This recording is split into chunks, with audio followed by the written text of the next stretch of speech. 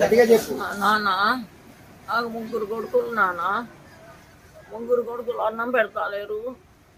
అన్నం పెట్టకుండా బజార్లలో ఆడుకో తిట్టాను నాన్న. ఎడుపు చెడుపుగా పెడతారని పైకి ఇచ్చారు నాన్న. పేర్లు నరకమ్మ. మీ పెద్ద కొడుకు పేరేంటిది? సీను. నడిపాయన పేరు? నడిపాయన పేరు రాజేష్. చిన్నోడు కృష్ణ. ఎన్ని ఎకరాల భూమి ఉండే నీకు? 2 3 3 ఎకరాల భూమి ఉండే. 3. ఉన్న ఇల్లు కూడా కొలగొట్టారా? కొట్టుకున్నాడు. డబ్బులు ఇట్టా భాస్కర్ గారికి అమ్ముకున్నాడు, పంచుకున్నాడు డబ్బులు. ఇప్పుడు ఏం కావాలా నేను? బో పెడతాలేదు నాన్న. ఏడ తింటున్నావు మరి? నన్ను పెట్టిన తింటాను, లేకుండా అడిగాను తప్పు చెక్క పడుకుంటాను. పడుకోవడం ఎక్కడ పడుకుంటున్నావు మరి? ఇల్లు లేదు కదా? గద్దెల మీద పడుకుంటాను. ఎక్కడో చోట గారెలా గద్దెల మీద పడుకుంటున్నావు?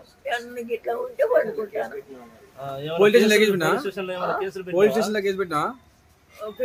పెట్టిన అదేందో రసీదు కూడా ఇచ్చారు నాకు. పిలిపిలే పోలీసు వాళ్ళు మరి నిన్న? వాళ్ళు పిలిపిలేదా? రసీదు ఇచ్చేలా కొట్టారు. ఉన్నది నాకు అలా రసీదు.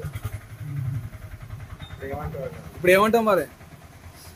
ఏమంటావు అంటే నాకు ఇక్కడ నేను ఈ వానాకాలం వచ్చేసరి కాలం ఏడబడినని కొడుక నేను పడుకుందానికి కదా 3 నెలలే పెట్టాను. నేను ఎక్కువ పెట్టాను, ఒక్కొక్క నెల పెట్టాను. పెడతలేదు. ఆయన రాజా రా అన్నాడు. పోయినా సరదాని అడుక్కుంటా పోయినా. వచ్చి దగ్గరికి వచ్చి తీసుకుపోయినా. తాగుతాడు, పంచాయతీ పెట్టుకొని గోల పెడతాను. ఇంత వాము నాకు పెట్టుకొస్తాను భయం పడి. నేను ఉండను చెప్పు.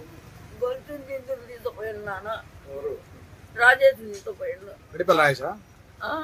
చిన్నోడా? నడిపోడు. వాళ్ళకి ఎరుకైతే అన్ని ఆలోచిస్తారో నీ తోడు పెడతారో అంటారు.